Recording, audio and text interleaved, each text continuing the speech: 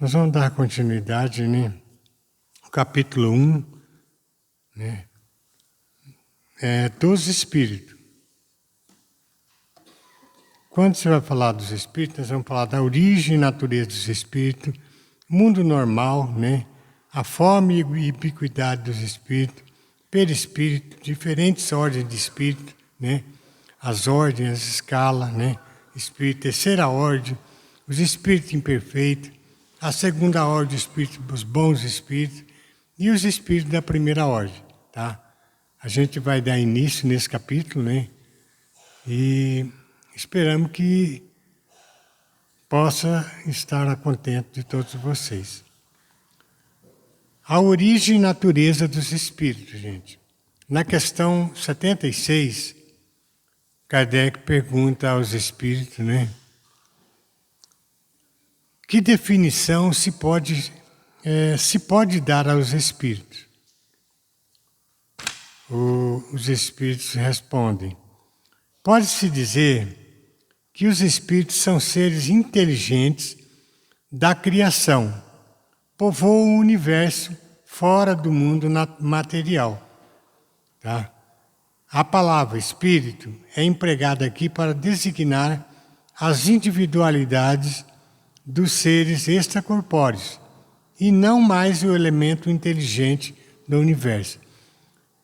Então, os espíritos não estão em toda parte. Às vezes a gente pensa, mas será que tem espírito aqui, onde eu estou, aonde eu vou? Eles acompanham vocês, nos acompanham a todos os lugares que formos e sempre está presente em nossas vidas. Na questão 77,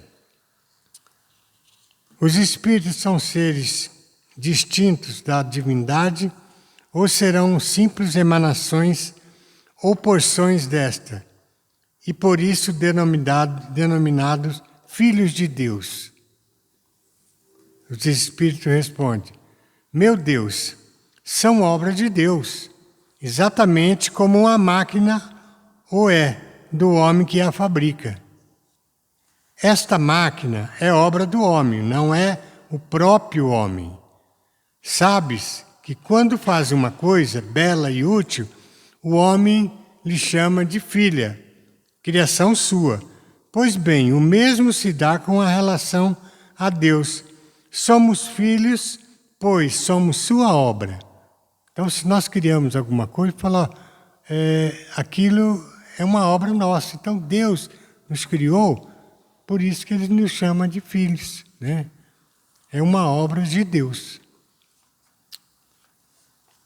Na questão 78, os espíritos tiveram um princípio ou existe como Deus de toda a eternidade? Se existe, tem meio, tem início, tem fim, né? Os espíritos respondem: se não tivessem princípio, se não tivessem tido princípio, seriam iguais a Deus, quando, ao invés, são criação sua e se acham submetidos à sua vontade. Deus existe de toda a eternidade, é incontestável. Quanto, porém, ao modo de por que nos criou e em que momento o fez, nada sabemos. Pode-se dizer que não tivemos princípio, se quiseres com isso significar que sendo eternos. Deus há de ter sempre criado ininterruptamente, mas quando e como cada um de nós foi feito, repito-te, nenhum o sabe, aí é que está o mistério. Nós não sabemos, né? É um mistério. Quando que foi criado, como foi. Então, isso pertence a Deus. Continuando, gente. Na questão 79. Pois que há dois elementos gerais no universo: o elemento inteligente e o elemento material. Pode-se dizer que os espíritos são formados do elemento inteligente, como os corpos inertes o são do elemento material.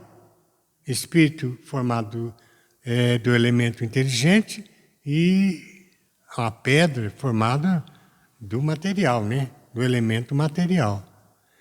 A resposta: evidentemente, os espíritos são a individualização do princípio inteligente, como os corpos são a individualização do princípio material.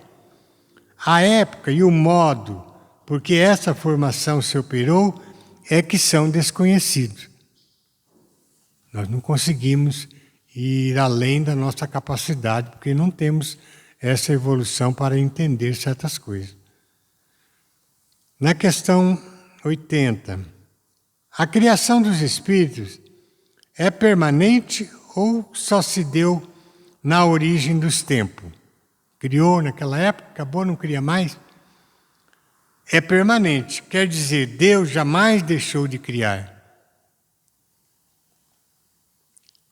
81. Os espíritos formam espontaneamente ou procedem um dos outros? Deus os cria como a todas as outras criaturas, pela sua vontade. Mas repito ainda uma vez, a origem deles é um mistério. Por mais que a gente pergunte, a origem sempre é um mistério que só cabe a Deus. Na questão 82, será certo dizer que os espíritos são imateriais? Os espíritos respondem: como se pode definir uma coisa quando faltam termos de comparação e uma linguagem deficiente? Pode um cego de nascença definir a luz? Imaterial não é bem o termo. Incorpóreo seria mais exato, pois deve-se compreender que, sendo uma criação, o espírito há de ser alguma coisa. É a matéria quintessenciada, mas sem analogia para vós outros. É tão etérea que escapa inteiramente ao alcance de vosso sentido. Então o espírito se ele é imaterial, né? Nós não temos termos assim para fazer uma comparação, né? Tanto que nós estamos aqui nesse mundo de prova e expiação, né? O nosso espírito está aqui, né? No nosso corpo, mas existe outro mundo onde os espíritos têm é mais etéreo, uma matéria diferente, quintessenciada, né? E sem analogia, e é tão etérea que escapa assim ao alcance do nosso sentido, porque nós não temos capacidade ainda para definir. Dizemos que os espíritos são imateriais, porque, pela sua essência, diferem de tudo que conhecemos sob o nome de matéria. Um povo de cegos careceria de termos para exprimir a luz e seus efeitos. O cego de nascença julga capaz de todas as percepções pelo ouvido, pelo olfato, pelo paladar e pelo tato. Compreende as ideias que só lhe poderiam ser dadas pelo sentido, que lhe falta. Nós outros somos verdadeiros cegos com relação à essência dos seres sobre-humanos. Não os podemos definir senão por meio de comparações imperfeitas ou por um esforço de imaginação. Como que o cego pode definir, um cego de nascença pode definir uma luz? Né? Não tem como. Ele, a não ser pelo que falam, pela imaginação. É a mesma coisa de definir o espírito ser imaterial. Na questão 83, os espíritos têm fim? Compreende-se que seja eterno o princípio de onde eles emanam. Mas o que perguntamos é se suas individualidades têm um termo e se, dado o tempo mais ou menos longo, o elemento do que são formados não dissemina e volta à massa de onde saiu. como sucede os corpos materiais. É difícil de conceber que uma coisa teve começo possa não ter fim. As pessoas imaginam que uma coisa que teve começo possa não ter fim. Os Espíritos respondem aqui: há muita coisa que não compreendeis, porque tendes limitada a inteligência. Isso porque não é razão para que as repilais. O filho não compreende tudo o que a seu pai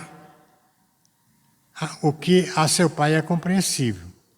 Nem o ignorante tudo o que o sábio aprende. Dizemos que a existência dos espíritos não tem fim.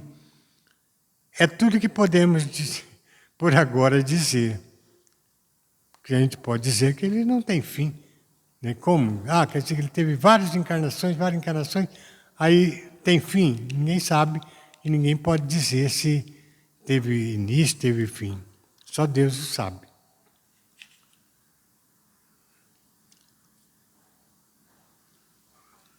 Mundo normal primitivo. Na questão 84, os espíritos constituem um mundo à parte, fora daqueles que vemos. Quer dizer, eles têm um mundo à parte, nós não vemos os espíritos, mas eles estão aqui por toda parte. Né? Sim, o mundo dos espíritos ou das inteligências incorpóreas. Então, constitui, né, um mundo à parte, que nós não vemos, mas eles estão aí. Questão 85. Qual dos dois, o mundo espírita ou o mundo corpóreo, é o principal na ordem das coisas? O mundo corpóreo, ele se vai, né? Desencarna e acaba, se transforma em outra coisa. Né? O mundo espírito pré-existe e sobrevive a tudo. Por isso que nós falamos que nós somos imortais, nosso espírito é imortal. Né? O mundo corpóreo não. Chegam até uma certa época, ele vai se desintegrar, né? No 50 anos, 80 anos, máximo 100 anos, né? Mas existe, segundo o que a gente viu numa revista, né? Em Júpiter, é um mundo, né? Um mundo diferente, né? Que muitos pensam, sonham, talvez um dia ir para lá, né? Diz que os espíritos, né? As pessoas lá vivem 5 séculos, tá? E totalmente diferente, né? Outra vida, não tem as misérias que nós temos aqui, as aflições que nós temos aqui, tá? É um mundo totalmente diferente, né? Onde não precisa falar para transmitir alguma coisa, apenas pelo pensamento consegue se comunicar com a pessoa. É um mundo maravilhoso. Dizem na revista que é o mundo ditoso, que é o mundo feliz, né? Que existe, né? Nos mundos primitivo, o mundo que nós estamos de prova e expiação, depois vem o regeneração, ditoso e o mundo celeste. Isso não quer dizer que esse mundo ainda é um mundo perfeito.